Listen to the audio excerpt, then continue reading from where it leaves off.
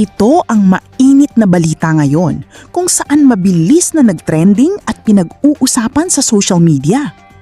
Habang libu-libong Pilipino ang apektado ng matinding pagbaha sa iba't ibang bahagi ng bansa, marami ang nagtatanong, nasaan ang mga politikong napakaingay sa ibang issue ngunit tila tahimik pagdating sa kalamidad at sa matagal ng usapin ng flood control projects? Maraming mga netizens na bumabatikos sa ilang oposisyon at militanteng grupo, kabilang sina Senadora Risa Hontiveros, Leila de Lima, Percy Sendanya, Franz Castro at iba pang personalidad dahil sa umano'y kakulangan ng matinding panawagan o pagkilos sa isyu ng pagbaha kumpara sa kanilang pagiging aktibo sa ibang usaping pampulitika, gaya ng impeachment laban kay Vice President Sara Duterte. Para sa kanilang mga kritiko, mas dapat umanong pagtuunan ng pansin ang mga proyekto sa flood control at kung bakit patuloy pa rin nakararanas ng matinding pagbaha ang maraming komunidad. Lalo pang umiinit ang usapan dahil sa mga panawagan ng ilang sektor na magkaroon ng mas malalim na investigasyon sa paggamit ng pondo para sa flood control projects. Marami ang naniniwalang dapat masagot kung naging epektibo ba ang mga proyektong ito at kung saan napunta ang bilyong-bilyong pondong inilaan para rito.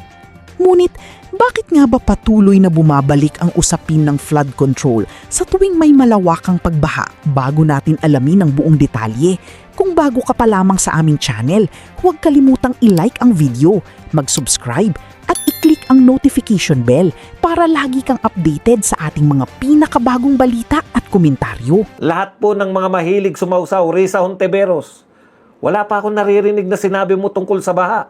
Yung tropa po nila Leila de Lima na mahilig pong magkomento tungkol po sa impeachment, tungkol po sa Mary Grace Piatos, tabingi. Asan ka na tabingi? Father Flavi, running priest. Oh, asan po kayo ngayon? Hindi po namin sinasabi sa inyo, lutasin nyo.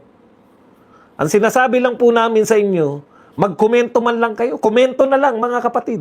Alam nyo po, yung mga Dilawan, Kakamping, Makabayan Black at mga loyalista, tahimik po sila habang bumabaha. Bakit po? Kasi po wala silang pakialam dyan sa flood control program. Ayaw po nilang umuulan kasi nabibisto po yung mga amo nilang mga mandurugas. Opo, masakit man po sabihin. Yung mga magnanakaw po sa flood control, hanggang ngayon wala pong sumisigaw ng accountability. Pati po mga pare, mga kaparian, sigaw kayo na sigaw na okay, tama lang yan na si BP Sara isa lang dyan sa impeachment court. Dahil sa ang ano nyo, accountability, di ba? Asa naman, wala po bang accountability yung mga magnanakaw sa flood control? Mismong si BBM po nagsabi na malawak ang pagnanakaw dyan. Pinagmamalaki nga ni BBM na siya yung naglantad. Di po ba? Sabi nga ni BBM, kung hindi naman dahil sa akin, hindi nyo malalaman yan na meron palang pagnanakaw dyan sa flood control. Kaya dapat daw pasalamat tayo sa kanya kahit wala naman siya napaparusahan. Okay, sabi po ni Erwin Tulfo, dati, West Philippines Sea sa kanila raw. Ngayon, pati Batanes, kanila din daw. What's next? China, Palawan, Zambales, Cagayan? Tindi, no? Okay. Ito pa po ang sinabi ni Erwin Tulfo. Erwin Tulfo, isinusulong ang pagtuturo ng West Philippine Sea sa mga paaralan. Muling isinulong ni Senator Erwin Tulfo ang West Philippine Sea Education Act upang labanan ang aniyang maling impormasyon tungkol sa West Philippine Sea. Inaatasan ng panukala ang DepEd na sanayin ng mga guro at isamang WPS Education sa pagtuturo kasabay ng 10th anniversary ng 2016 Arbitral Award. Ayan po. Maraming salamat po, Senator Erwin Tulfo, at concern na concern po kayo sa West Philippine Sea. Pero alam mo ba, Senator Erwin Tulfo, na meron ding chairman ang Foreign Relations na senador? Ito po ay walang iba kundi si Mig Zubiri. Bakit naman dyan kayo sumasawsaw, Senator Erwin Tulfo? Yan po yung tanong namin, no? Okay. Bakit po Senator Erwin Tulfo kayo po ay nakikisawsaw pa dyan. Meron naman pong committee chairman yan ng Foreign Relations. Ang gusto po naming sausawan ninyo, yung nararanasan po ngayon na baha sa NCR, sa iba't ibang parte ng Pilipinas. So sa Ilocos, nagdedeklara sila ng mga walang pasok. Ilocos Region, so taas yun. Northern Luzon po yun. Sa Mindanao, nagdedeklara po ng mga walang pasok. Senator Erwin Tulfo, alam namin na sumasawsaw ka lang sa issue. Sausaw lang po yan, di ba? Nagko-comment po kayo. Pwede po ba mag-comment naman kayo sa baha? No? Baha naman po. Dehin bukiki kayo sa bahay. Hindi po namin sinasabi sa inyo na lutasin ninyo yung baha. Sumasawsaw lang naman po rin lang kayo. Sumausaw na po kayo sa baha. Nasa na po lahat ng senador ngayon? Nasa na po yung mga senador na sumausaw po? Diyan po sa Tacloban. Shooting. Thank you very much muna kay Jeff Abiola na nagbigay po sa atin ng 250 pesos na pangkape. Jeff, thank you very much. Okay, nasa na po? Hindi ko po sinasabi sa inyo lutasin nyo. Hindi nyo po kayang lutasin yan. Willing to wait na po kami. No? Alam na po namin, alam na po namin mga kapatid, na wala kayong kakayahan na lutasin. Kayo lahat, mula kay Anticlair, BBM, lahat po ng mga cabinet official, wala na po. Ang hinahanap na lang namin ngayon, magkomento man lang sana kayo. Bakit tahimik po kayo na bumabaha po sa buong Pilipinas? Lahat po ng mga mahilig sumausaw, Risa Hontiveros, wala pa akong naririnig na sinabi mo tungkol sa baha.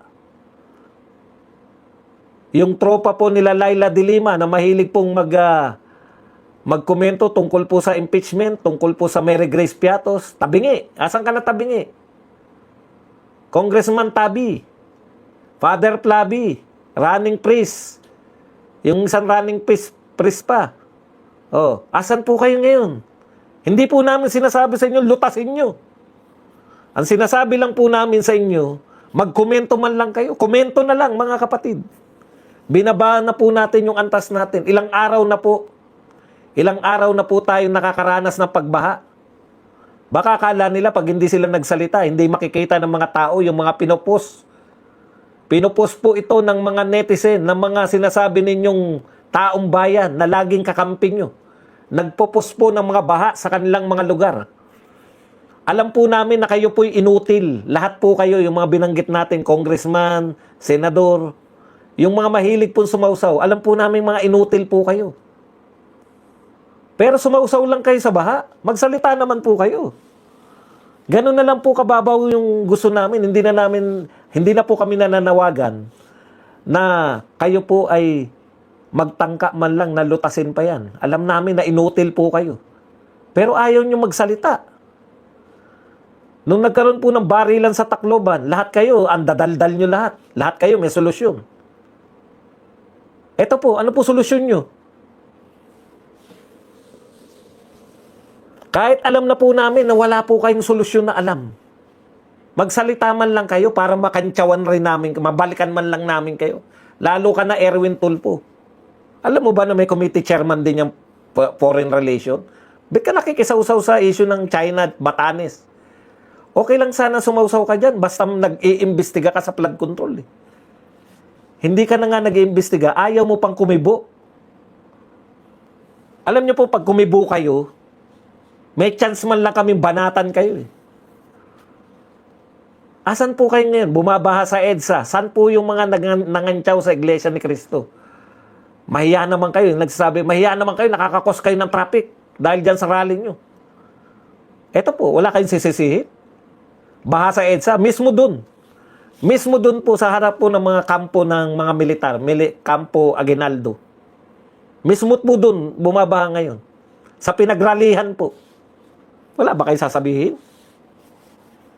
Hindi nyo ba tatanungin kung may permit yung baha?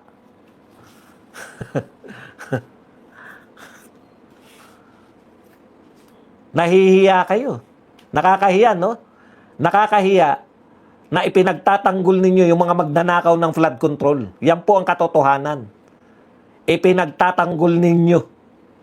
Bakit? Mayroon naglantad, di oh? Sabi ng 18 Marines, ito po yung mga binigyan ng maleta. Nagsalita na lahat yung mga binigyan ng maleta, idinimanda yung 18 Marines na hindi nyo inimbestigahan. Ipinagpalagay nyo kagad na mali yung sinabi ng 18 Marines. Wala naman duda. Kita nyo ha, pinagdudahan ba nila na dating tauhan yan ni... Meron po ba nagduda sa kanila na sila'y dating tauhan ni Congressman Saldico? Wala po nagdududa na dati silang tauhan. So tinanggap nyo dati silang tauhan, ang dami naman tauhan ni Saldico. Ano sa tingin nyo ginagawa ng mga yan? Hardinero kaya yan? Mga dating sundalo yan? Ano sa tingin nyo pinagawa sa kanila? Janitor ba yan sa bahay? Bakit ang dami? At bakit mga dating militar? Kasi nag-deliver po sila ng mga pera. Para po pag may haharang, may hold up dun sa mga perang dala-dala nila, kayang-kaya nilang bakbakan. Mga dati silang sundalo. Kaya kapani-paniwala po. Kasi wala nagdi-deny sa inyo eh. Wala nagpaparatang na gawa-gawa lang nila yung kwento nila. O ngayon, kung hindi totoo yung sinasabi nila na ang trabaho nila kay Saldico nagdi-deliver ng pera, ano pala trabaho nila kay Saldico? Hardinero lahat? Guardia lahat yan? Ganyan karami, guardia?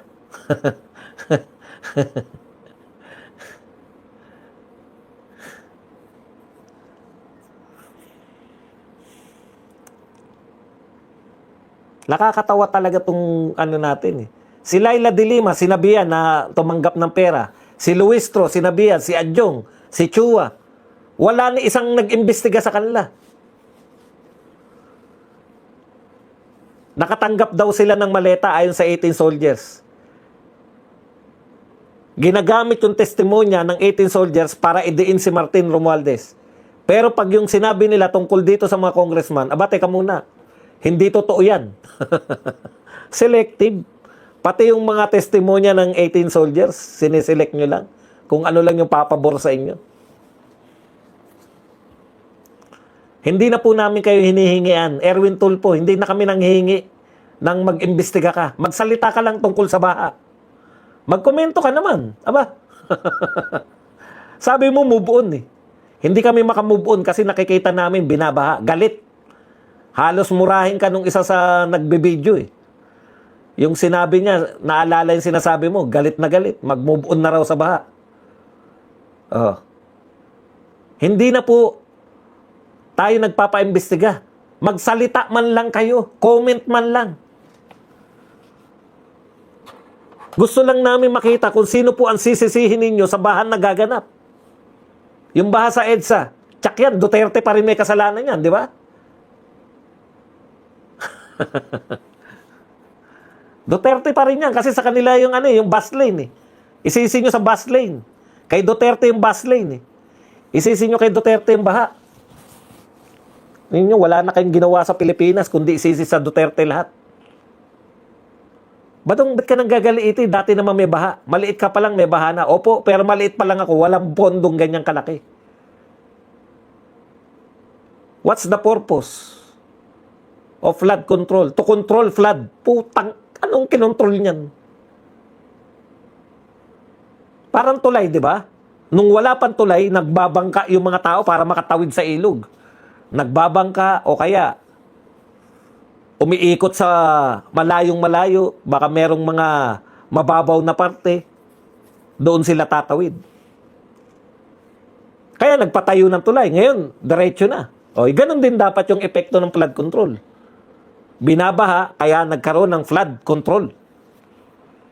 Puta kung dati nang binabaha, taas katwiran nyo, dati naman binabaha yan, hindi naman umaangal yung mga yan. Dating binabaha, wala pang flood control na pera. Trillion po ginastos yan, 1.3 trillion. Baka akala nyo po, yung mga namamatay po dahil ayaw tanggapin ng PhilHealth, dyan po dinala yung pera ng PhilHealth. Flood control. Magtataka kayo, bakit wala nagtatrabaho na? Wala na pong pinapakita nagtatrabaho sa LRT7. Puta, pag nanghinayang po ako, matagal nang nakatiwangwang. Yung LRT7, mala rito. Merong mga ilang trabahador na gumagawa, pero karamihan po, siguro 99.90%, siguro 0.10% lang po yung nagtatrabaho. Walang pondo eh. Nasa flood control lahat eh. Yung pong pinatigil na release ng train na biyahe po mula FTI. FTI, kung hindi ako nagkakamali sa FTI, hanggang dito sa Divisoria, wala na po. Pinatigil dahil po, may pondo na para gawing ano eh. Diretso sa Bicol yata yan nun eh. South Train, kung ano man ang tawag dyan. Wala po. May pondo pero ipinondo pa rin sa flood control. Sinasabi ko po to sa inyo, may paliwanag po bakit panahon ni Tatay Digong maraming nakikita tayong proyekto. Ngayon po, wala na tayong makitang proyekto. Si Bunuan mismo ang umamin yan sa isa sa mga budget hearing. Lahat po ng malalaking proyekto dinala sa flood control. Tapos ngayon, baha. Puta, anong ibig sabihin yan? Binulsa lang nila lahat yan. Panay tiwangwang po. Tiwangwang ang karamihan na... Tapos sisisihin pa. May gana pa po silang manisi ha. Sasabihin nila, kita nyo si Digong, kala ko ba bil, bakit may hindi natapos? Itutuloy nyo na lang, wala na nga kayong proyekto, itutuloy nyo na lang nga hindi natapos. May budget naman yan. Di naman po sisimulan niya na walang budget. Kinonvert po nila yung mga budget papunta sa flood control. Wala pa rin. Alam niyo po kung saan pa rin bagsak? Linis pa rin. Basura pa rin. Yan po ang ginawa ni Tatay Digong. Bumabaha pero hindi gano. Paano? Simple lang naman yan. Sa Metro Manila, barado lang yan. Maglinis kayo na maglinis para lahat ng tao ngayon mahihiya na magtapon. Ilan yung video nyo nakita nyo na tinatapon lang sa ilog yung mga basurahan? Nung panahon ni Tatay Digong, hindi mo gagawin yan kasi mahihiya ka. Palinis ng palinis eh. Bambi, thank you very much sa $5 na pangkape. Okay, punta na po tayo rito sa isa pang topic natin. Aminado na to eh. Inaamin na po nila na wala talaga silang ebidensya laban kay BP Sara. Tingnan nyo po ang mga pahayag nito. Tingnan nyo Shell Jokno. Sila po nakasalang sa impeachment. Bakit po nila ngayon sasabihin to? Tignan niyo po. Culture of violence. Naniniwala si House Prosecutor, Akbayan Representative Shell Jokno, na umusbong sa Pilipinas ang kultura ng karahasan dahil sa war on drugs ni dating Pangulong Rodrigo Duterte, ama ni Vice President Sara Duterte na nililitis ngayon sa pagbabanta ng buhay ni President Ferdinand Marcos. So ngayon po, ang nire-reintroduce nila yung culture of violence na dulot nito ni Tatay Digong. Dahil wala po silang maipakita na ebidensya na may death threat si BP Sara, iba na po ngayon ang kwento.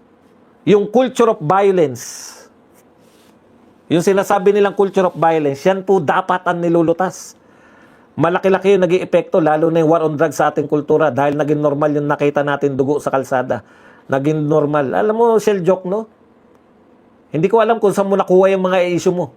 Nung panahon ni Tatay Digong, kaya po siya very popular. Alam mo ba rating ni Tatay Digong nung panahon niya? Shell Jokno? 90%. Ngayon, ilan? Negative. Dahil sa sinasabi mong war on drugs, dahil naging payapa, baliktad yung mga utak nyo. Kayong mga mayayaman kasi, nagbabasa lang kayo ng dyaryo. Wala naman kayo nakikitang karahasan eh. Mayayaman kayo.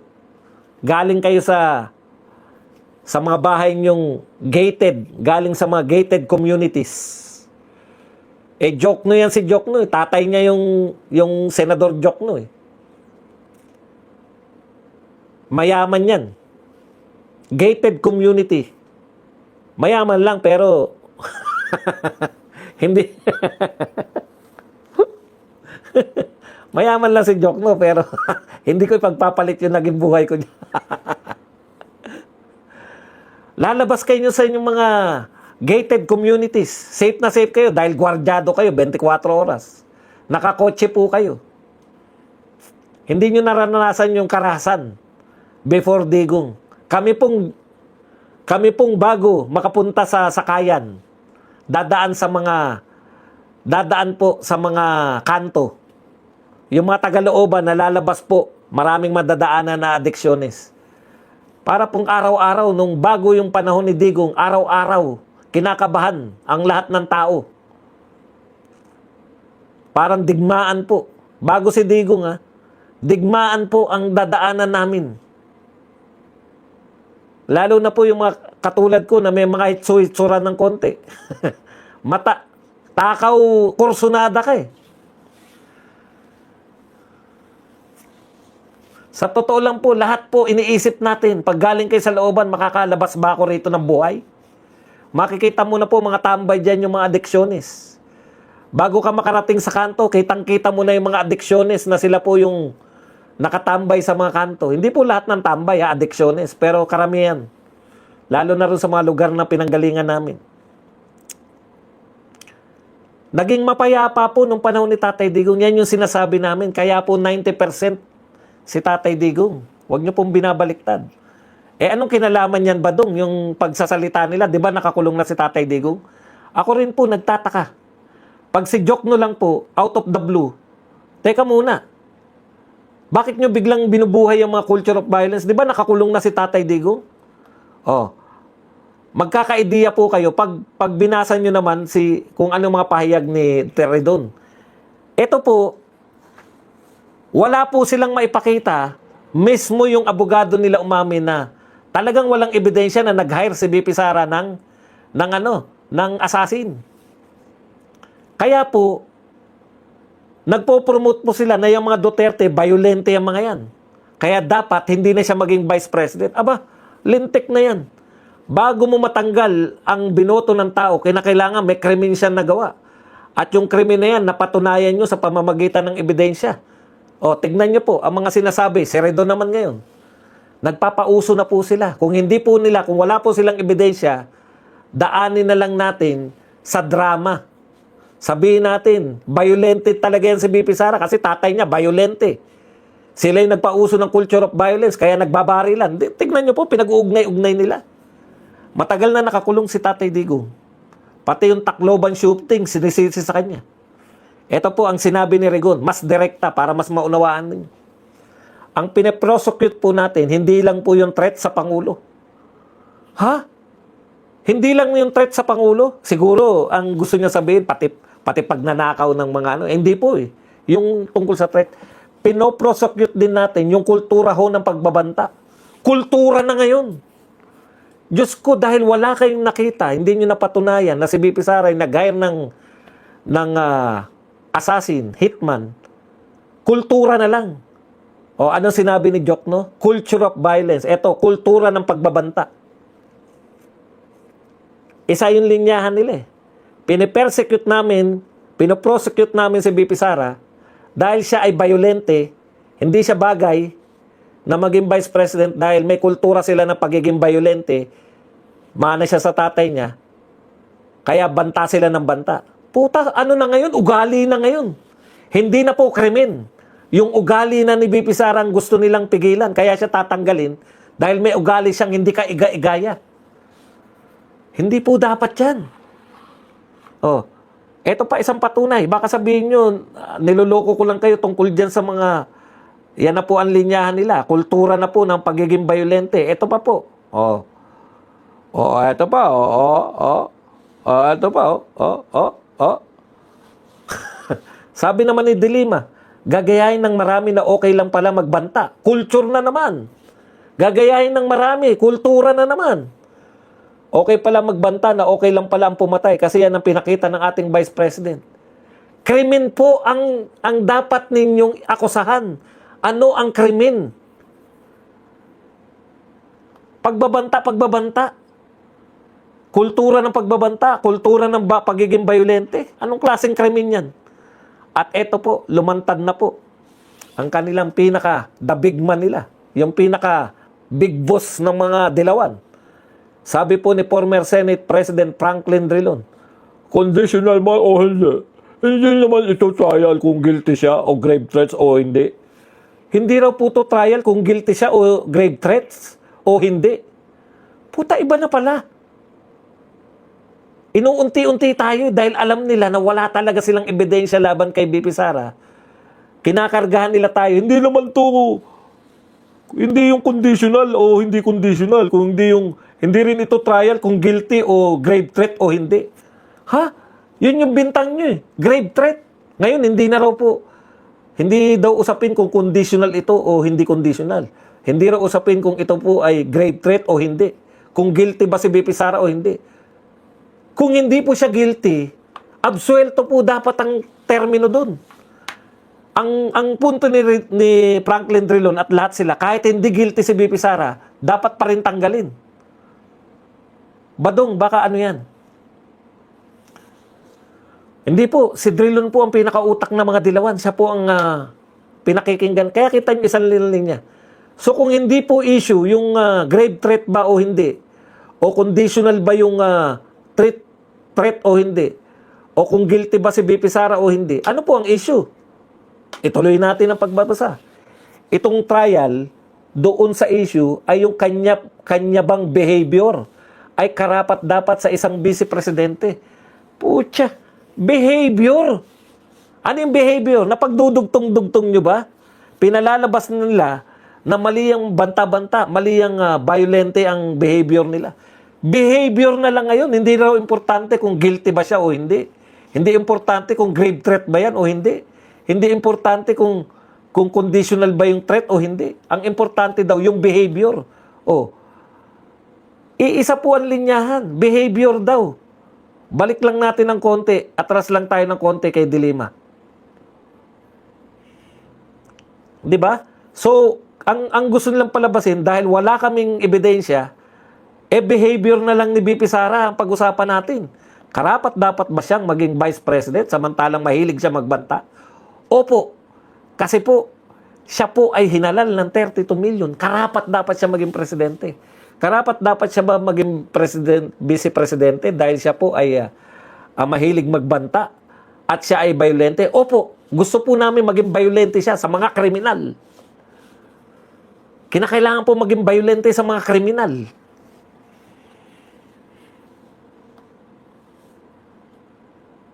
Ano na nga yung sabi ni Dilima?